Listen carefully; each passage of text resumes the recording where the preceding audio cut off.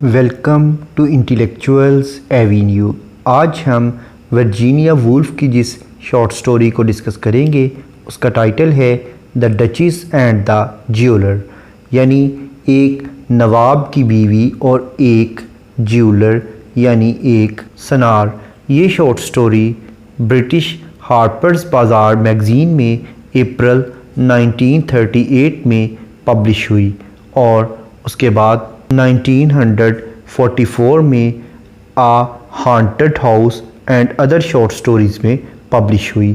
اس short story میں stream of consciousness کی technique کو یوز کیا گیا ہے، یعنی واقعات کا تسلسل جس طرح رائٹر کے مائنڈ میں آتا گیا اس نے انہیں قلم بند کر لیا۔ اب ہم آتے ہیں اس شارٹ سٹوری کی سمری کی جانب۔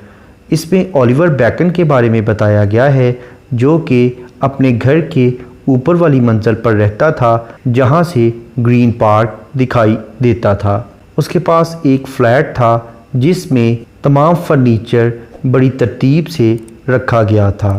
تمام ونڈوز اور صوفے بڑے عمدہ اور قیمتی کپڑے کے ساتھ کور کیے گئے تھے۔ اس گھر میں 3 لمبی ونڈوز تھیں جنہیں ساٹن کی نٹ کے ساتھ کور کیا گیا تھا، اور اس کمرے میں ایک خوبصورت الماری میں مختلف قسم کی بڑی قیمتی شراب کی بوتلیں جن میں وسکی اور لیکوڈ جیسی شراب تھی وہ موجود تھیں۔ یہ پیکیڈلی کے علاقے میں واقع تھا اور وہ شام کے وقت اپنی کھڑکیوں سے باہر مختلف قسم کی کاروں کو آتے جاتے دیکھتا تھا۔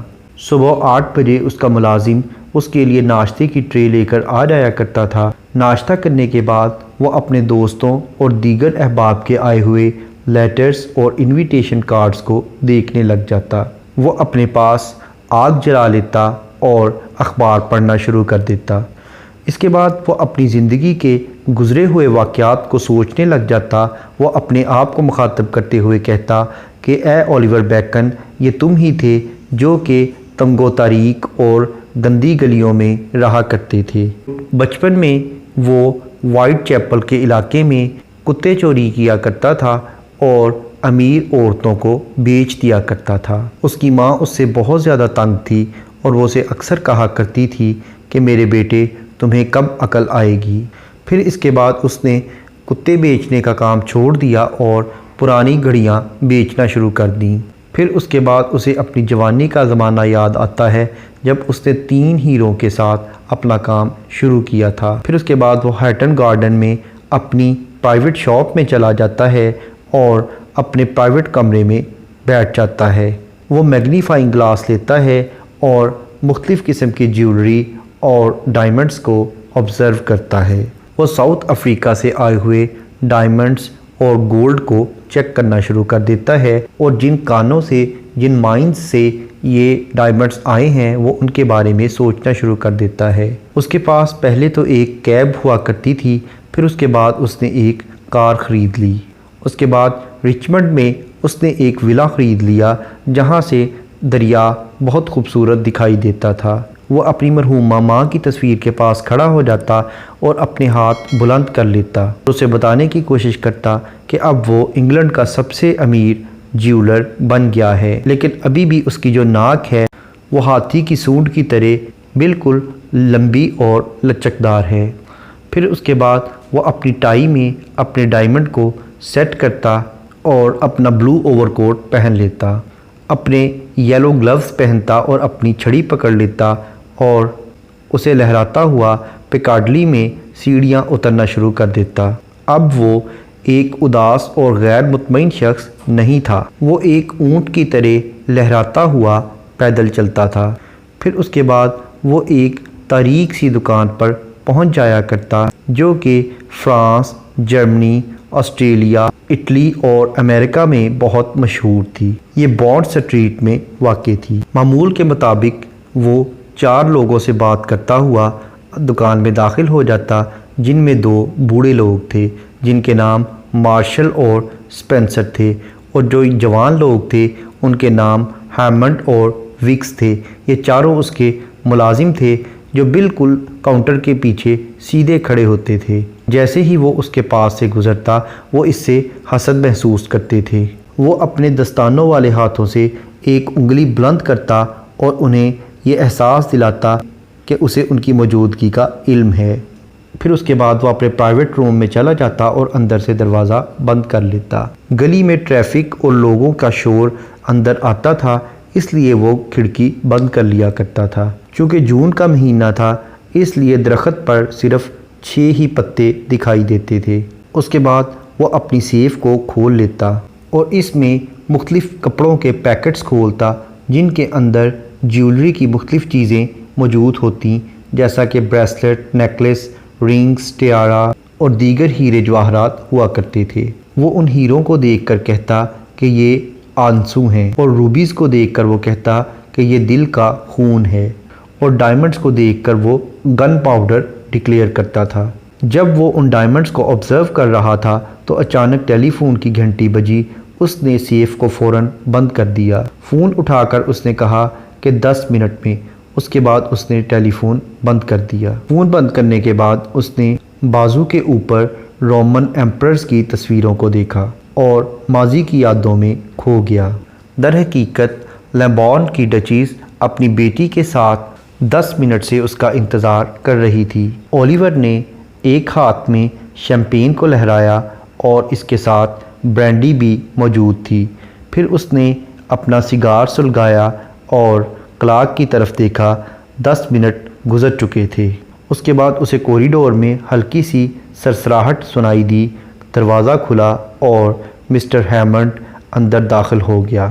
اس نے آ کر اولیور بیکن کو بتایا کہ وہ ڈچیز آپ کا انتظار کر رہی ہے۔ اولیور کے اجازت دینے پر وہ کمرے میں داخل ہو گئی۔ اس کے داخل ہوتے ہی پورے کا پورا کمرہ خوشبو سے مہک اٹھا۔ وہ ایک لمبے قد کی خاتون تھی اور بہت موٹی تھی۔ اس کی بیٹی نے پنک کلر کا لباس پہنا ہوا تھا۔ اس کے ہاتھ میں ایک پارسل تھا۔ وہ پر پھیلائے ہوئے ایک مورنی کی مانند دکھائی دے رہی تھی۔ کمرے میں داخل ہونے کے بعد وہ لیدر کی آرم چیئر پر بیٹھ گئی۔ وہ بظاہر تو ایک دوسرے کے دوست تھے لیکن پھر بھی ایک دوسرے کے دشمن تھے، یعنی ان کی دوستی بھی صرف کاروباری مطلب کے لیے ہی قائم تھی، یعنی وہ صرف کاروباری سطح پر ہی ایک دوسرے کے دوست تھے۔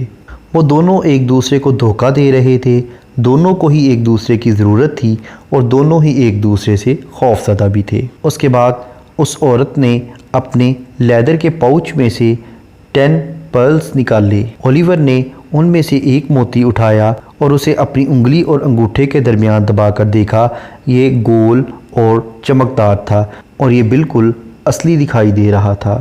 اس عورت نے کہا کہ یہ اس کی بیٹیوں کے ہیں جن کے نام ارمنٹینا، ڈیفنے اور ڈیانا ہیں۔ وہ اس کی تینوں بیٹیوں کو جانتا تھا لیکن ڈیانا سے تو وہ محبت بھی کرتا تھا۔ اس عورت نے کہا کہ یہ ان بیٹیوں کے تھے لیکن میں یہ سیل کرنا چاہتی ہوں۔ اس پر اولیور نے کہا کہ اس کے کتنے پیسے لیں گی؟ اس پر اس نے جواب دیا کہ اس کے لیے 20,000 درکار ہیں۔ اولیور نے سوچا کہ ان ڈائمنڈز کو پرکھنے کے لیے وہ اسے کل کا ٹائم دے دے تاکہ اسے وہ اچھے طریقے سے چیک کر لے کہ یہ ریئل ہیں یا فیک ہیں۔ ابھی وہ اپنے ملازم کو بلانے کے لیے بیل بجانے لگتا ہے کہ ساتھ ہی وہ ڈچیز اپنی بیٹی ڈیانا کا ذکر کر دیتی ہے۔ اولیور ڈیانا کا ذکر سنتے ہی بیل سے ہاتھ ہٹا لیتا ہے۔ ڈیانا کا نام سنتے ہی وہ اپنی چیک بک نکالتا ہے اور ایک چیک سائن کر دیتا ہے۔ چیک لینے کے بعد ڈچیز اولیور کو یہ بھی آفر کرتی ہے کہ وہ ویکنڈ انہی کے ساتھ گزارے۔ اولیور سوچتا ہے کہ وہ ڈیانا کے ساتھ تنہا جنگلوں میں جائے گا اور ہارس رائڈنگ بھی کرے گا۔ وہ عورت چیک اٹھاتی ہے اور چلی جاتی ہے لیکن اولیور کو اس بات کا یقین نہیں ہے کہ یہ پرلز ریئل ہیں یا فیک ہیں۔ وہ اپنی ماں کی تصویر کے سامنے آتا ہے اور اس سے معافی مانگتا ہے کہ مجھے اس حرکت پر معاف کر دینا، اور اس کے بعد پھر وہ دوبارہ سے اپنے بچپن کی یادوں میں کھو جاتا ہے جب وہ تنگ و تاریک گلیوں میں ہر سنڈے کے دن چوری کے کتے بیچا کرتا تھا۔ جب اسے اس بات کا یقین ہوتا ہے کہ یہ پرلز تو بالکل فیک تھے تو وہ بہت زیادہ پچھتاتا ہے اور کہتا ہے کہ یہ ایک لمبا ویکنڈ ہوگا۔ اس شارٹ سٹوری میں صرف 3 کریکٹرز کا ذکر کیا گیا ہے، ایک اولیور بیکن، دوسری ڈچیز اور تیسری اس کی بیٹی ڈیانا۔ اس کے بعد اگر ہم اس شارٹ سٹوری کے تھیمز کو دیکھیں تو اس میں امیر ہونے کے لیے سٹرگل کا تھیم ملتا ہے، پھر اس کے علاوہ رچ لوگوں کا لائف سٹائل ہمیں دکھایا گیا ہے اور مدر کو انسپیریشن کے طور پر ہمارے سامنے رکھا گیا ہے۔ اس کے علاوہ گریڈ کا تھیم ہمیں ملتا ہے جو کہ ڈچیز کے کیریکٹر کی شکل میں پیش کیا گیا ہے۔ اس کے علاوہ ڈیانا کی شکل میں لسٹ کا تھیم ملتا ہے اور ٹینڈر فیلنگز کا بھی تھیم ملتا ہے۔ Thank you for attending this lecture.